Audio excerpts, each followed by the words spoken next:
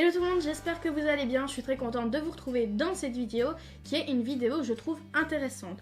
Pour moi personnellement, c'est un outil qu'on ne connaît pas assez et je voulais donc vous le présenter, mais aussi vous dire à quoi il sert et comment s'en servir.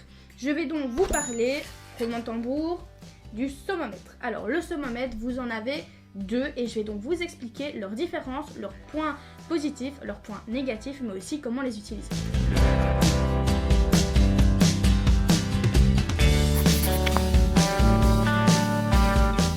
Vous avez donc ici les somomètres que vous pouvez donc voir, un métallique, un en plastique. Alors pour ma part, je ne les ai pas achetés, je les ai reçus.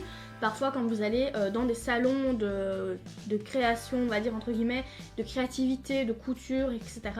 Vous pouvez parfois sur les stands en retrouver gratuitement. Si pas, ça s'achète également au prix de entre 2 et 3 euros plus ou moins on va dire. Ça varie en fonction de si c'est du plastique ou si c'est du métal. Ce qui est logique car les matériaux ne coûtent pas le même prix. Ensuite, vous pouvez également le fabriquer si vous le désirez. Si vous voulez le fabriquer, n'hésitez pas à me le dire en commentaire. J'en ferai peut-être une vidéo pour vous montrer tout simplement comment fabriquer un somomètre qui peut servir également à repasser parce que vous allez voir que dans les utilités, ils vont également pouvoir nous aider à repasser. Bien entendu, dans le cas du repassage, on ne va pas utiliser celui en plastique, sinon il va fondre forcément, voilà, vous savez que le plastique ça fond. Donc voilà, alors, à quoi sert le somomètre? Donc en premier, le somomètre sert pour pouvoir réaliser des ourlets. Donc c'est à dire que des ourlets ça varie entre 4 et 6 cm plus ou moins, ça dépend tout simplement du vêtement et aussi de l'envie de la personne. Donc vous avez ici 4 cm qui sont déjà prédéfinis et vous avez ici 6 cm qui sont également prédéfinis. Vous avez aussi 2 cm, 2 cm voilà, qui se trouvent juste ici, 3 cm et 1 cm.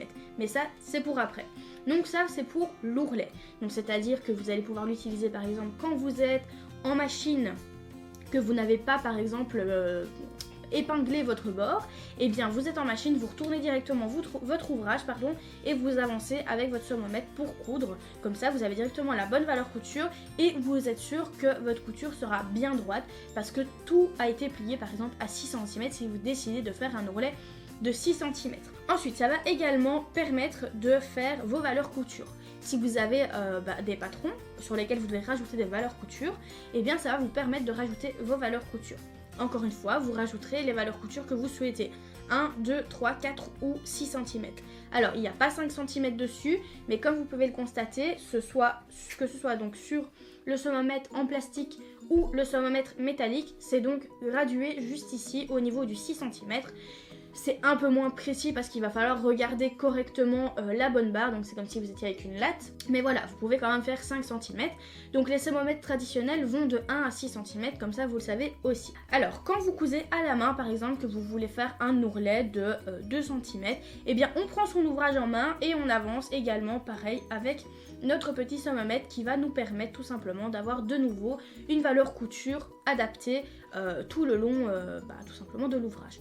Donc en gros je crois que vous l'avez compris, pour ce qui est du somomètre ça va vraiment vous servir pour les valeurs couture. C'est vraiment son utilité première, son utilité principale. Ensuite vous avez également une autre utilité qui là ne fait absolument pas partie des valeurs couture, mais c'est bien entre guillemets je veux dire une de ces utilités qui ne fait pas partie des valeurs couture et l'unique je pense, c'est la réalisation de plis réguliers.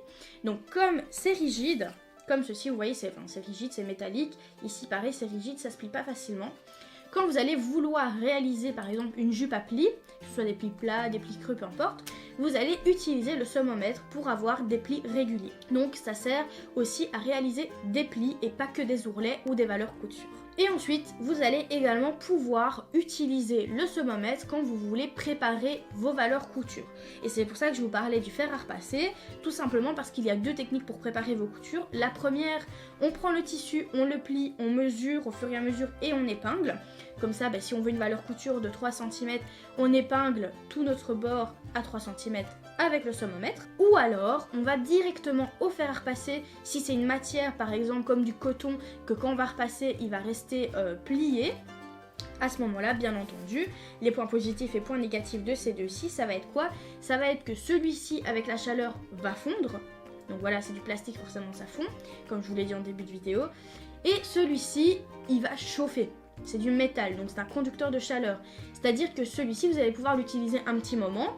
Si vous ne l'approchez pas trop du fer, personnellement j'ai déjà fait des vêtements complets avec un saumomètre métallique quand je suis au repassage, je regarde par là parce que ma planche a repassé par là, mais voilà, je l'ai déjà fait et honnêtement il n'a pas énormément chauffé. Vous le reculez du fer, vous le posez sur la table, il faut juste pas le laisser à côté du fer pour pas qu'il chauffe, ce qui est logique. Maintenant moi j'ai déjà avancé avec mon fer et mon saumomètre en même temps pour plier mon coton. Bien souvent quand votre coton est coupé en droit fil, ça se met tout seul, après il n'y a plus qu'à mesurer pour voir si c'est correct. Voilà, ça c'est le point positif du métallique, c'est qu'ils font pas avec la chaleur. Maintenant j'utiliserai donc plutôt celui-ci pour tout ce qui est repère d'ourlet et valeur couture, et celui-ci pour plutôt tout ce qui est, on peut utiliser également pour la même chose bien sûr, mais l'utiliser au fer à repasser, au moins voilà, il risque pas de fondre, on risque pas de se retrouver avec un saumomètre qui gondole et qu'on ne peut plus utiliser. Donc voilà, ça c'était les petites explications des saumomètres. Si vous ne connaissiez pas tout simplement cet outil, n'hésitez pas à me le dire en commentaire. Par contre, si vous l'utilisiez déjà, dites-le moi également en commentaire et ce que vous faites avec le saumomètre, ça m'intéresse énormément parce que si ça tombe, il y a des choses que je ne fais pas, que je ne connais pas et que vous connaissez. C'est donc le but de cette chaîne, vous le savez maintenant. Après 2 ans, c'est le but de partager. Donc moi, ça me fait aussi plaisir de savoir ce que vous faites avec et du coup, ça va pouvoir aussi ouvrir ma connaissance à d'autres choses que je ne savais pas. Si vous êtes nouveau sur la chaîne, n'oubliez pas de vous abonner, c'est entièrement gratuit, ça se passe en dessous de la vidéo. On clique sur s'abonner, sur la petite cloche et si la vidéo vous a plu, n'hésitez pas également à laisser un petit pouce vers le haut, ça fait toujours plaisir.